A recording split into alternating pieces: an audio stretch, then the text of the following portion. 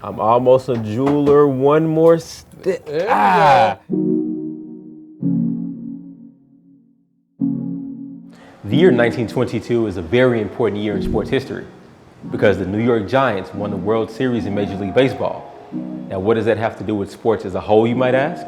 Well, in order to commemorate their championship, the first ever championship ring was created. And today, we're visiting Jason of Beverly Hills to find out just what goes into making one of sports' most coveted items. I'm Leland with Koisky, and welcome to Sports Dissected.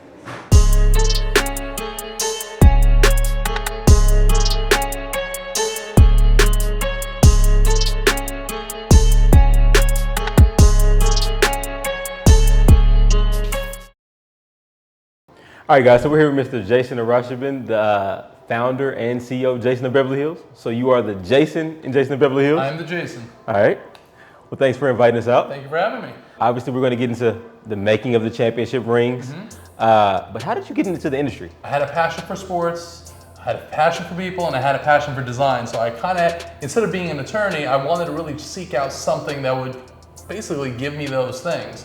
So I literally started with a pen and paper, started designing jewelry, and when finally that first person said yes to me, I basically at that point knew I was in the business. Who was your first person? The first person was the late Anthony Mason, Okay. who used to play for the Knicks. So he's like, you know what, you bug me every single time. I'm gonna go ahead and let you make me a bracelet. Show up at my hotel tomorrow, bring me some designs. I went home, I designed 1,000 different designs. He loved one of them. 17 years later, we got 6 stores. We do over 200 guys in the league. We did championship rings, the whole bit. Where did you get the confidence to start designing? Well, I always loved drawing and I love creating. So I kind of I was far better then than I am now, but just because I practice so much more. And as I've gotten older and I'm running a company, you're dealing with employees, infrastructure, you do a little bit less of that. Now where I just give kind of the concept and the idea of what I want, and then my design team kind of brings it to fruition. You got me excited.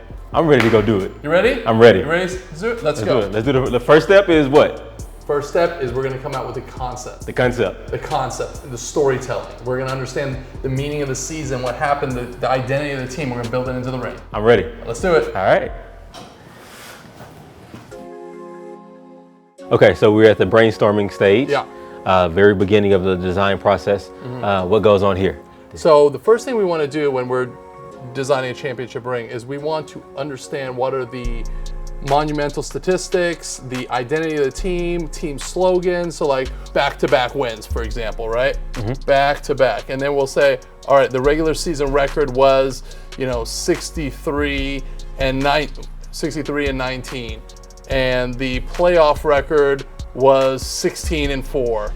And let's say we want to know what are the records of during the playoffs for each series. Maybe the first round was 4-1 win, second round 4-3, fourth round 4-1, final round 4-0. So that's important. What is the final record of final score of the final game? Maybe it's 111-83. What is a team slogan? The Warriors, they had strength in numbers. So we want to make sure we put that on there. And then on top of that, we have certain things that the NBA requires you to have on the ring. So we have to use a certain level of diamond. We have to use a certain type of gold. There has to be certain characteristics that are across the board on every championship rings. There's rules and regulations. So the NBA, we got to have a logo on there. We got to make sure we include the NBA logo. We got to have world champions on there, not national champions, not US champions, world champions. Okay. So you got to have world champs on there at some point as well. You want the ring to be able to tell a story, not only of the records, but also the identity of the team and the organization. So you have to kind of design to tell a story, because this is not only a piece of jewelry, this is a piece of sports memorabilia, a piece of sports history. You mentioned that the players, you know what the players want, right? But there's 2 sides to it. There's the players and there's the owners. How does that process work? So that's a huge thing, right? So when we're designing, we got to make 2 different and distinct groups happy. Okay. What the players like is not necessarily what the ownership and management like. So we got to try to come up with a fair compromise that makes both parties happy. At the end of the day, it's the players on the court that win the championship, but it's the owners up above that pay for the rings. So you got to really be able to create something that you're going to have smiles on both faces. And I think that's a huge thing, is like getting getting everyone to love the design. Is that a long process dealing with both sides, trying to make everybody happy? Oh, it's literally the most arduous process there is. That is the toughest part about making the rings, is to actually make sure you have a design that everyone likes, because at the end of the day, when you have so many chefs in the kitchen, it's hard to cook a good meal. All right, so we saw the design, or the preliminary for the design process. Yeah. Now let's go put the diamonds in and all the other good stuff. Exactly, let's do it. I'm ready. All right. All right, so Jason. Yes. Explain to me just what's going on here. So over here, once we get the basic idea of what kind of storytelling we want to do and what kind of shape we want to have, it'll get to this step. And this step over here is actually building out the 3D CAD. That means choosing the size of the diamonds, the diamond layout, how it's going to be laid out, and then building each and every piece so that they fit perfectly together. Because when you build a ring like this, it's not one piece. This is like 12 or 13 unique separate pieces that all have to be assembled together, all have to fit perfectly. And the only way to really accomplish this is through the computer program and making sure that we build each and every piece so everything fits together like a puzzle. Wow. Everything here is customizable at this point. Absolutely. So each part is customizable. We could decide any kind of shape, size of stones, any kind of elevation, changing the angles, like going through all the little details, because you can see, like even over here, like we have to build this. This thing is zoomed in, but the actual piece is just about 30 millimeters. Okay. So like taking each piece and putting it and having it all fit together, it's an arduous task. It takes a long time to be able to get this all done. What are the different types or different shapes or different cuts of stones? I mean, there's so many different shapes. So you got rounds and marquise and emeralds and pear shapes and princess and ashers, and like I can go on and What's on. the most common then? Round. Round. Round okay. is the most common. And if you notice, like on most championship rings, 90% of them are made up of round diamonds. Okay. So this is the CAD process. What's next? So from here, once everything is completed, we're going to load the file onto a hard drive. We take it and we actually print a blue wax. Let's go do it. Let's do it. All right. So we're at the waxing process. We're at the waxing. So we put the file into this machine, this printing machine, and now we have the wax. And as you can see, the wax comes out in multiple pieces. This is like the main piece right here. That's the base. That's what's called a shank, which is what everything gets attached to. Okay. The top, elements of the side, everything like that. We make sure everything fits, make sure we like the way it looks, because from the way it looks on a computer to the way it looks in wax, sometimes your mind changes. You're like, well, I don't like this angle, I need this bigger, smaller, more left, more right. So this is where we make whatever adjustments we have to make. Once we get the wax to the perfect way that we like it, from that point, it goes into the next step, which is pouring it into gold. Okay, well let's go to the next step with the gold pouring. Let's do it. All right. So this process, we are assembling it, right? You're assembling. So once the gold gets poured, our jewelers are actually cleaning to make sure all the parts are nice and smooth. There's no, like, everything's been sanded down and polished down, so that way all the pieces kind of fit. So now is checking to make sure that our job was done correctly and all the pieces fit together. So let me see you do it. Start with this piece, right? No. No. I'm gonna guess this one. Yep. Okay. So you got to make sure the posts all match up. You're gonna go take that center piece, which is no, not that one. This there one? we go. Yeah. Okay. And make sure those posts match up and actually fit into there. Okay. So I have the post. I am lining them up. Okay. Got it lined up? I think it's in there. It looks like it. Now take that final piece. Okay. And make sure the posts match up, and it should slide right in. Nice. I'm almost a jeweler. One more step. There we go. You make multiple sizes, correct? Multiple sizes. So this one right here is the lady size. Okay. So depending on the team, they come out with, they want to have the players have a certain size, management has a certain size, employees have a certain size, ladies have a certain size. So this one's the lady size. Okay. How many rings do you typically make for a team? Well, it all depends on team. You know, but typically you're making between 400 to 600 rings. So is it true that Durant ordered like 9 championship rings? Oh yeah, Durant, Andre Iguodala, Klay Thompson, they all ordered a ton of rings for their family. All right, so let's go put some diamonds in it. Let's go. All right. Okay, Jason, so we're at the diamond setting, correct? Yeah. Explain to me what's going on. So over here, we basically bring the finished gold. We are picking the diamonds and hand setting each and every stone in its appropriate place. So we want to make sure that stones are all at the same level. They're not angled or anything like that. So our expert diamond setters go under a microscope and set each and every stone individually. Roughly how many stones are on a ring? So like a typically championship ring? a championship ring that we've done have been like 700 to 800 stones per ring. So it does take time. It is a very careful, slow process, but you want to make sure that everything looks perfect. Now, do you guys still have the record for most diamonds on a ring? We do. Actually, our 2017 Warrior ring had more diamonds than any ring in championship ring history across all 4 major sports. Okay, so we've seen just about every step. Let's go check out the final product. Let's do it. All right. All right, let's go. We're at the final product. Yeah.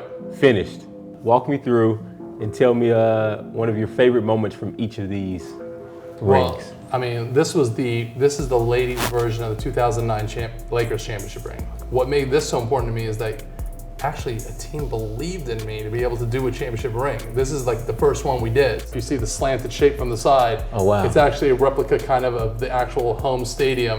And then we have on the side like the record for each round. We have, you know, the name of the player, the skyline of Los Angeles, the year that it was won, the regular season record. So I think that was important. But what made the next year's championship ring so important in 2010 is that each and every ring had a piece of the Game 7 ball built into the inside of the ring. Wow. So we actually made tons of calls and got a hold of David Stern, the commissioner at the time, and he got us the Game 7 ball, and we cut it up into little itty bitty pieces and actually installed parts of it into the ring. So this is the first Warriors ring we did. I love this ring because, you know, at the time we had more diamonds on it than any championship ring in NBA history. And I was really proud of that. But this was a very simplistic ring, and it was actually one of the first rings that did not have world champions on the top of the ring, because the Warriors were like, listen, we're a young ownership group. We want to have a very minimalist design. We just want to have a logo. That's it. Like, keep it super minimal. And I think that's what this one kind of changed the way we look at championship rings, in that it didn't look like a championship ring. So this one is the 2017 Warriors championship ring, and this is actually my favorite. This one has the record for the most carat weight of any championship ring in history across all 4 major sports. So you're talking about over 12 carats of diamonds. You got trapezoid diamonds going around. You got Warrior blue sapphires going over here. You have baguettes here, round diamonds on the inside, the trophy signifying the championship trophy, bridge in Oakland, and you have diamonds going around the entire ring. Now, this is the latest one. This is the 2018 Warriors championship ring. Okay. And what made this ring so famous is that this was a back-to-back championship. It was indicated in 2 ways. 1, you have 2 trophies on the top. But 2, and more importantly, we were able to signify back-to-back by making interchangeable faces. Mm-hmm. And I'll show you how this works. It actually clicks open, opens up.